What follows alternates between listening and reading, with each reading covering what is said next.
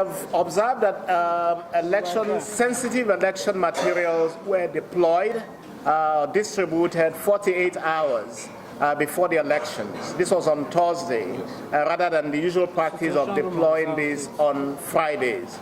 Now, we are still examining the implications of this.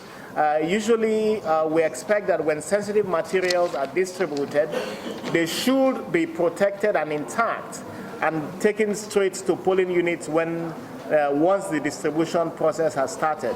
We worry about the time lag between when the sensitive materials arrived at the local government areas and the onward transmission to the racks and the polling units. And we are asking questions how INEC has guaranteed the integrity of these sensitive materials being out of the central bank custody for more than 24 hours before actual deployment to polling units. So it is an issue of concern that we are looking at. We understand INEC's explanation that this is necessary given the geographical spread of the state and distribution, but this has not been the case previously, and we actually are asking questions why this is the case. I would like further clarification from INEC on why sensitive materials were distributed 48 hours ahead of elections rather than 24 hours that is the usual practice.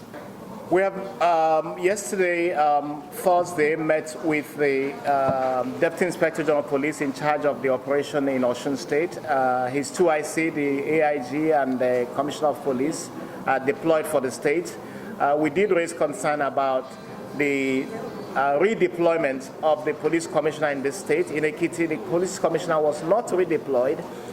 We're a bit surprised that that practice which we thought, or that situation which we thought has now become entrenched, has not happened in Osun State. So we are asking questions why the Commissioner of Police for the state was redeployed on the eve of elections.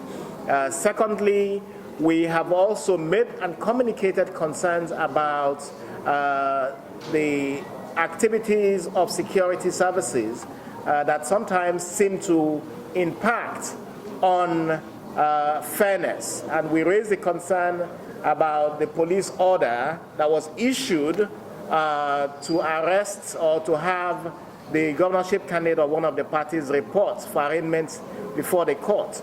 We think that this was a clear concern regarding the nature of partisanship that might be exhibited, and we're quite worried by this.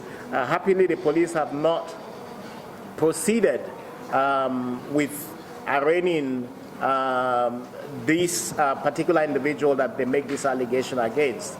But we are urging the police to be very conscious of the fact that the elections here in Osun State is the last election before the general elections, and their conduct will be quite definitive in creating a perception about their objectivity or not. So we urge them to be really very objective, and for INEC, we have asked for INEC to open up its processes, including the process of e-collation, and now the additional issue, given the 48-hour period of distribution of materials, the tracking system that enables these vehicles conveying sensitive materials to be moved around.